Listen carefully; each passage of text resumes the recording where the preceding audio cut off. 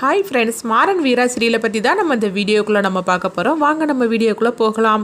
மாறன் அழுதுகிட்டு இருக்கும்போது அப்போது உடனே பார்த்தோம்னா வள்ளி அவங்களுக்கு சொல்லிட்டு இருக்கிறாங்க, இன்றைக்கி வீரா இந்த மாதிரிக்கு ஒரு நிலமையில் இருக்கிறான்னா அது உனக்காக தாண்டா அப்படிங்கிறாங்க. உடனே பார்த்தோம்னா மாறன் வள்ளி பேசுகிறத பார்க்குறாங்க. என்னத்தை நீ சொல்லிட்டு இருக்கிற அப்படிங்கும்போது, ஆமாண்டா உம்மள அவன் அந்த அளவுக்கு அளவு கடந்த பாசத்தை வச்சிருக்கிறா.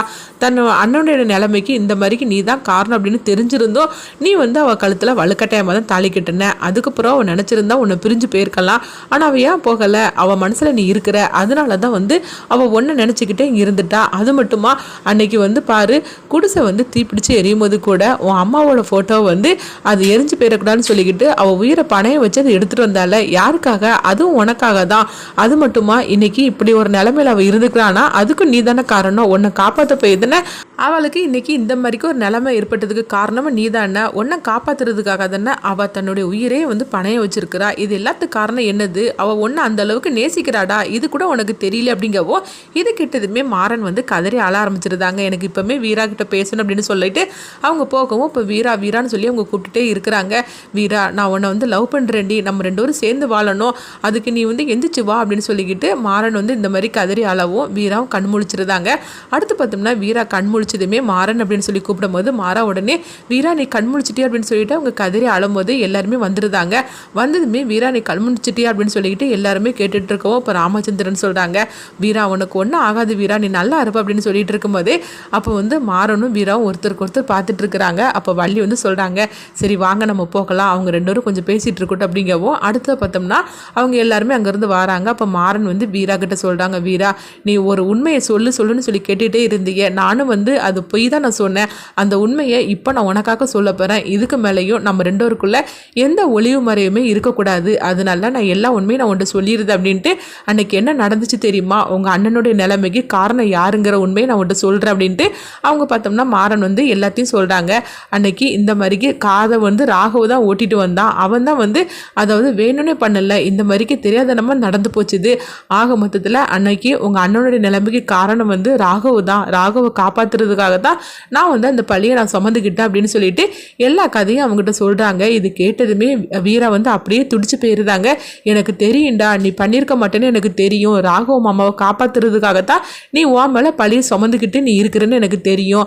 ஆனால் உன்னை பற்றி இந்த அளவுக்கு நான் புரிஞ்சு வச்சிருக்கிறேனே, ஆனால் நீ தான் என்னை பற்றி புரிஞ்சு வைக்காமல் விட்டுட்ட. அது மட்டும் இல்லாமல் நீ எவ்வளோ நல்லவன்டா, ஆனால் உன்னை எல்லாருமே அதாவது கெட்டவன் சொல்லி நினச்சிட்டாங்களே, ஆனால் நீ எவ்வளோ நல்லவன், அடுத்தவங்களுக்காக அந்த பழியை நீ சுமந்துக்கிட்டு நீ இன்னமும் வாழ்ந்துக்கிட்டு இருக்கிறியே. மாமா அதை நினச்சி தானே உன் மேலே இந்த அளவுக்கு அவர் வெறுப்பை காட்டினாரு, ஆனால் எதுக்காக? அதாவது தன்னுடைய அண்ணனை காப்பாற்றணும்னு சொல்லி தானே நீ இந்த மாதிரிக்கு பழியை சுமந்துக்கிட்டு இருக்கிற. இந்த மாதிரிக்கு ஒரு கணவர் எனக்கு கிடைச்சதுக்கு நான் ரொம்பவே கொடுத்து வச்சிருக்கணும்டா அப்படின்னு சொல்லிட்டு வீரா அவங்க மாறனை பார்த்து அழவும். அப்போ மாறன் வீராவை கெட்டு பிடிச்சிட்டு அவங்க அழ ஆரம்பிச்சிருந்தாங்க.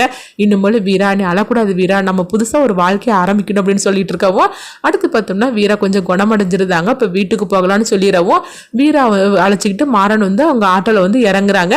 அடுத்ததாக பார்த்தோம்னா அவங்க வள்ளி ரெண்டு வரையும் நில்லுங்க அப்படிங்கும் போது என்னத்தை அப்படின்னு சொல்லி கேட்கும்போது ஆரத்தி எடுத்து நம்ம வீட்டுக்குள்ள கூட்டிட்டு போகணும் அப்படின்னு சொல்லவும் உடனே மாறன் அவங்க வீராட்ட சொல்றாங்க, இங்க பாரு, இதுக்கு முன்னாடியும் அத்தை ஆரத்தி எடுத்திருக்கிறாங்க, ஆனா அது வேற கதை. ஆனா இன்னைக்கு அத்தை ஆரத்தி எடுக்கிறாங்கன்னா நம்ம ரெண்டு பேரும் புதுசா ஒரு வாழ்க்கையை நம்ம ஆரம்பிக்க போறோம் அப்படின்னு சொல்லவும் இது கேட்டதுமே வீரா மாறனை பார்த்து சிரிக்க ஆரம்பிச்சிருந்தாங்க. அடுத்து பார்த்தோம்னா அவங்க ஆரத்தி எடுத்து வீட்டுக்குள்ள போங்க அப்படின்னு சொல்லவும் அப்போ மாறன் வீரா கிட்ட சொல்றாங்க, வலது கால் எடுத்துச்சு அப்படின்னு சொல்லவும் உடனே வீரா மாறனை பார்த்துட்டு இருக்கிறாங்க. எங்க பார்த்தோம்னா விஜயவும் அவங்க அம்மாவை தான் காட்டுறாங்க. அப்போ விஜய் ரொம்பவே எரிச்சலோட இருந்துட்டு இருக்கிறாங்க.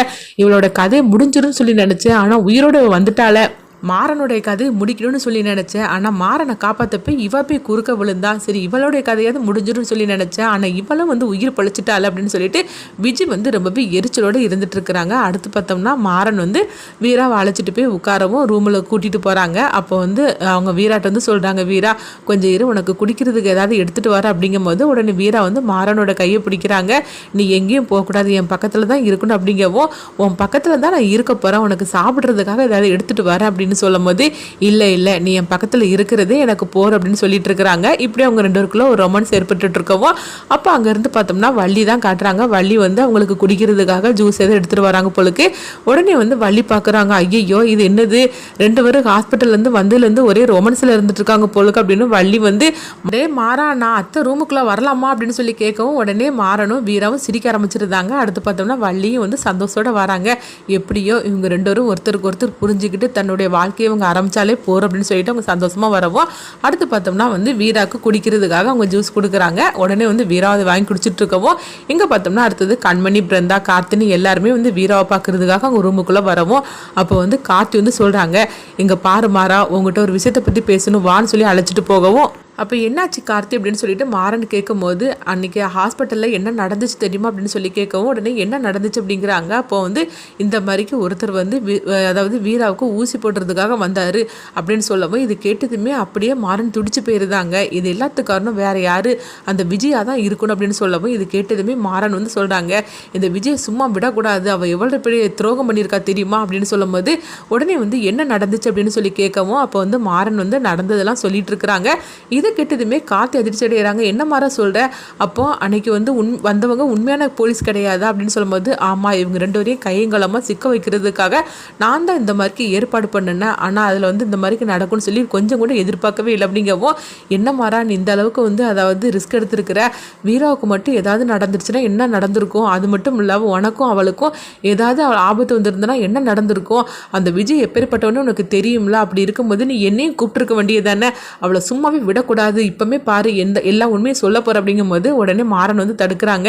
இங்க பாரு கார்த்தி அந்த மாதிரிக்கு சொல்றதுக்கு நம்மகிட்ட எந்தவித ஆதாரமும் கிடையாது, இப்போ சொன்னா கூட அவ வந்து அழுது நடிச்சு நாடகம் போட்டுருவா, அதனால இப்போதைக்கு எதுவுமே சொல்ல வேண்டாம், அவங்கள கையும் குளமா சிக்க வைக்கணும்னு சொல்லி தான் இந்த மாதிரிக்கு ஒரு திட்டத்தை போட்டேன், ஆனால் அந்த ஆதாரம் எல்லாமே இப்போ வந்து அவள் தூக்கிட்டு போயிருப்பான்னு நினைக்கிறேன், எல்லாமே வந்து ரெடி பண்ணினேன், ஆனால் வீராவுக்கு இப்படி நடந்து போச்சுன்னு சொன்னதுமே அந்த ஆதாரத்தை எல்லாத்தையுமே அங்கேயே போட்டுட்டு வந்துட்டேன், அநேகமாக அது எல்லாத்தையுமே அவள் எடுத்திருப்பா அப்படின்னு சொல்லவும் இது கிட்டதுமே கார்த்தி வந்து அதிர்ச்சி அடைகிறாங்க. அவளை சும்மாவே விடக்கூடாது அப்படிங்கும்போது சரி நீ கொஞ்சம் அமைதியாயிரு, நம்ம கொஞ்சம் வெயிட் பண்ணி அவளை வந்து அதாவது அவள் கதையை நம்ம ஆதாரத்தோட தான் பிடிச்சி கொடுக்கணும் அப்படின்னு சொல்லவும் கார்த்தி வந்து கோபத்தோடு இருந்துட்டு இருக்கிறாங்க. அடுத்தது அங்கே பார்த்தோம்னா கண்மணி வந்து வீரா கிட்ட சொல்கிறாங்க, வீரா நீ கொஞ்ச நாள் ரெஸ்ட் எடுக்கணும், அதனால நீ ஆட்டெல்லாம் ஓட்ட போயிடாது அப்படிங்கும்போது உடனே வீராவும் சரி அப்படிங்கிறாங்க. ஆனால் வந்து வீரா வந்து மனசுக்குள்ளே நினைக்கிறாங்க கண்மணி அதாவது அண்ணனோட நிலைமைக்கு காரணம் வந்து ராகு மாமா தான், ஆனால் அந்த உண்மை என்றைக்குமே தெரியக்கூடாது, அப்படி தெரிஞ்சிச்சா கண்டிப்பாக நீ வந்து ராகவ் மாமா விட்டுட்டு போயிடுவ, அதனால அந்த உண்மையை நான் சொல்லவே மாட்டேன் அப்படின்னு சொல்லிட்டு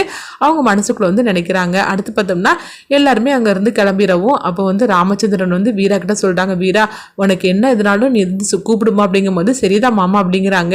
நீ இந்த மாதிரி வந்து நடந்துருச்சுன்னு சொன்னோன்னு எவ்வளோ கவலைப்பட்ட தெரியுமா, ஆனால் எப்படியோ எல்லாம் நல்லபடியாக நடந்து முடிஞ்சிருச்சுமா அப்படின்னு சொல்லிக்கிட்டு அதாவது நீ நல்லபடியாக பொழைச்சி வந்துட்டு அப்படின்னு சொல்லிட்டு இருக்கிறாங்க. அடுத்து பார்த்தோம்னா வந்து மாறனை தான் கட்டுறாங்க. மாறன் வந்து வீரா கிட்ட வரவும் அப்போ வந்து வீரா நீ படுத்துக்கோ நான் கீழே படுத்துக்கிடுதுன்னு சொல்லிக்கிட்டு அவங்க வந்து பாய கீழே விரிச்சிட்டு அவங்க படுக்கிறதுக்காக போகிறாங்க. உடனே வந்து வீரா வந்து சொல்கிறாங்க, இங்கே பாருடா கட்டில் வந்து படு அப்படிங்கிறாங்க. உடனே வந்து மாறன் வந்து சிரிக்கிறாங்க, இன்னும் கீழே எல்லாம் படுக்கக்கூடாது அப்படின்னு சொல்லிட்டு இருக்கிறாங்க.